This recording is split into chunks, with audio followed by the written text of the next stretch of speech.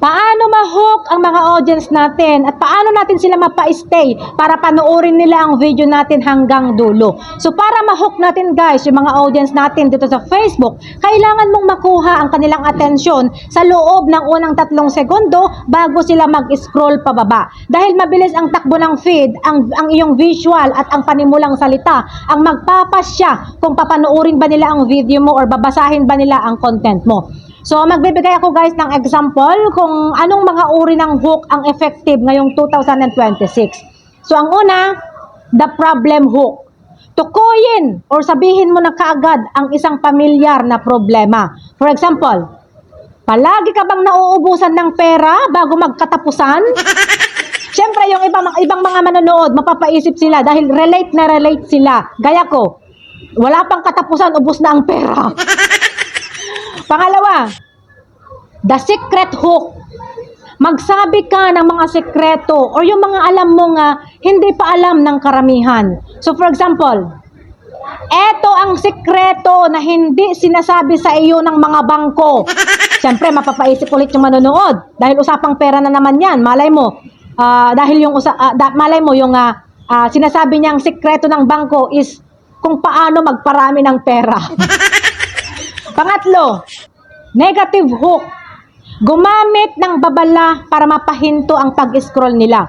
For example, wag na wag mo itong gagawin kung gusto mong lumago ang negosyo mo or kung gusto mong dumami ang pera mo. Siyempre, basta usapang pera, mapapatigil sila.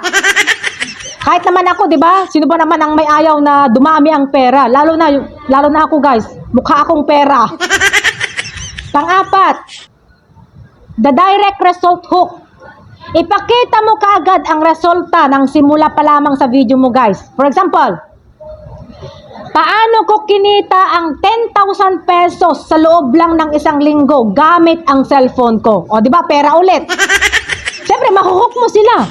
Sino ba naman ang ayaw malaman kung paano magkaroon ng 10,000 sa loob lang ng isang linggo, di ba?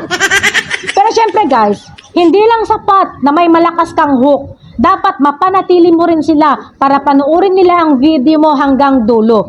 So magbibigay rin ako ng tips guys para mapanatili mo sila sa video mo para panoorin nila yung video mo hanggang dulo.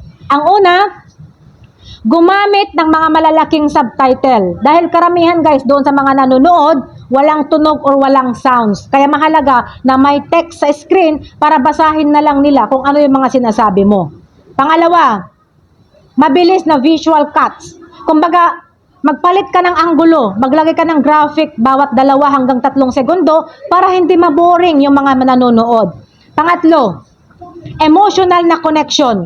Magsimula ka sa kwento na makaka-relate ang mga target audience mo. At ang pang-apat, malinaw na thumbnail. Siguraduhin mong may nakasulat na malaking text sa iyong cover image na talagang aagaw ng atensyon sa mga audience mo. Pero syempre guys, hindi pa rin sapat na may malakas kang hook at magandang video para magkaroon ng views. Dapat mag-post ka sa tamang oras.